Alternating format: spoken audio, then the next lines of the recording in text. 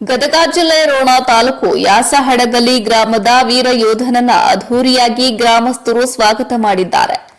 ರೋಣ ತಾಲೂಕು ಯಾವಗಲ್ ಗ್ರಾಮ ಪಂಚಾಯಿತಿ ವ್ಯಾಪ್ತಿಯ ಹಡಗಲಿ ಗ್ರಾಮದ ವೀರಯೋಧ ಹವಾಲ್ದಾರ್ ರುದ್ರಪ್ಪ ಹೆಚ್ ವಾಸನದ ಎನ್ಎಸ್ಜಿ ಯೋಧನನ್ನ ಅದ್ಧೂರಿಯಾಗಿ ಗ್ರಾಮದ ಜನತೆ ಬರಮಾಡಿಕೊಂಡರು.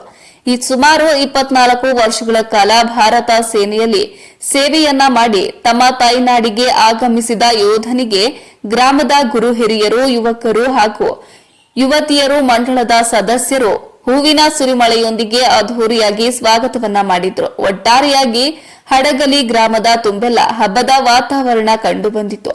ಇನ್ನು ಈ ಸಂದರ್ಭದಲ್ಲಿ ಹಡಗಲಿ ಗ್ರಾಮದ ಹಿರಿಯರಾದ HR Vithappanavara, HG Bopalapura, YB Aluru, VM Thotara, HM Kemashi, Holeyappa Vasanada, Kallappa B Kemashi, BR Chalageri, MB Bhikshavati Math ಹಾಗೂ ರೋಣ ತಾಲೂಕಿನ ನಿವೃತ್ತ ಮಾಜಿ ಸೈನಿಕರ ಸಂಘದ ಪದಾಧಿಕಾರಿಗಳು, ಹೆಣ್ಣು ಮಕ್ಕಳು ಈ ಸಂದರ್ಭದಲ್ಲಿ ಉಪಸ್ಥಿತರಿದ್ದರು.